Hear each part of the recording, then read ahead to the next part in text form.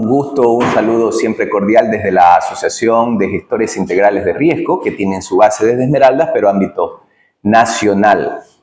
Evidentemente, y de acuerdo a información del NOAA, que nos habla sobre la agencia a nivel internacional, sobre todo del Pacífico, sobre el tema del niño o la niña, estamos hablando ya, los pronósticos hablan de un niño neutro, es decir, de aquella época de sequía que estuvimos viviéndola, ahora, o de déficit hídrico, es decir, menos lluvias, ahora a un niño neutro significa un niño normal. Las lluvias estarían en los próximos días, meses, como lo hemos estado viviendo, ya con un proceso normal de lluvias, lo que podría significar que los ríos crezcan, puedan existir deslizamientos, como lo hemos visto evidentemente en Manabí, también en parte de Esmeraldas, en la zona centro y sur del país, y eso pues lógicamente consigo pues las afectaciones también a la parte agrícola y ganadera, pero como lo hemos estado viviendo. Mucha atención a la información oficial que se puede encontrar a través del Facebook, a través del Twitter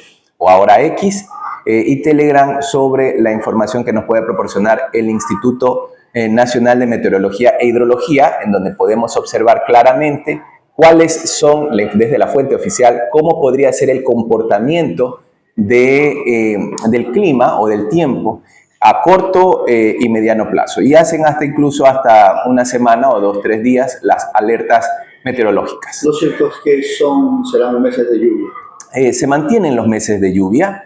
Recordemos que Esmeraldas, sobre todo, es propensa al crecimiento y desbordamiento de los ríos cuando llueve, sobre todo en las cuencas altas del Bogotá, de Santiago, González, el mismo Río Verde, el Esmeraldas, Atacame, Río Sucio, Muisne. Entonces, eso hay que tenerlo mucho en consideración para cuando estén las comunidades que se encuentran junto a la ribera de estos ríos, el Teaune sobre todo, que es un gran afluente, y los demás que están junto a la reserva Machichindul y también los que se encuentran junto a la reserva Cotacachi-Cayapas. Lo cierto es que hay zonas de riesgo plenamente identificadas, sin embargo, la gente sigue viviendo ahí, muchos incluso fueron reubicados, pero los familiares se quedaron.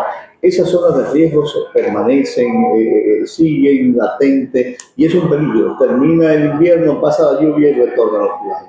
La baja concepción o de la percepción del riesgo de la población que dice, yo me voy a ubicar aquí porque Dios mediante no me pasa nada.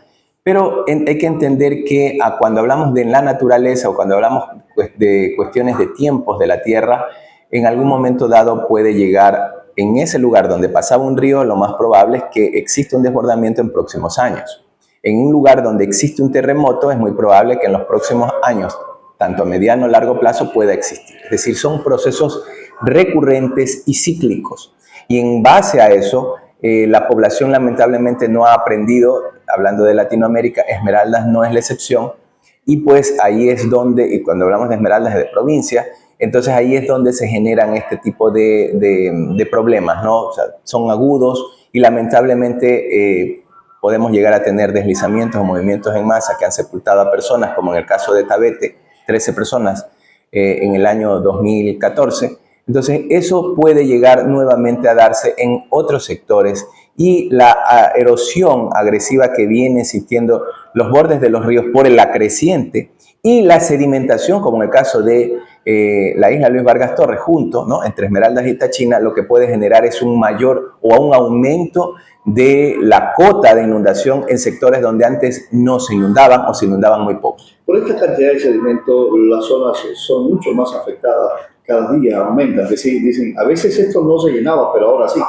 Sí, ahí es donde viene el detalle, ¿no? Primero es que yo tengo que empezar a entender la concepción del riesgo junto a mi sector o cercano a mi sector donde hay influencia. Si usted vive en la isla Luis Vargas Torres y si se inunda, digamos, desde el nivel del suelo, se inundaba 80 centímetros, usted tiene que generarse una casa con una, por lo menos, o palafítica, es decir, zancona, o con una altura mínima de la planta baja de 1,50.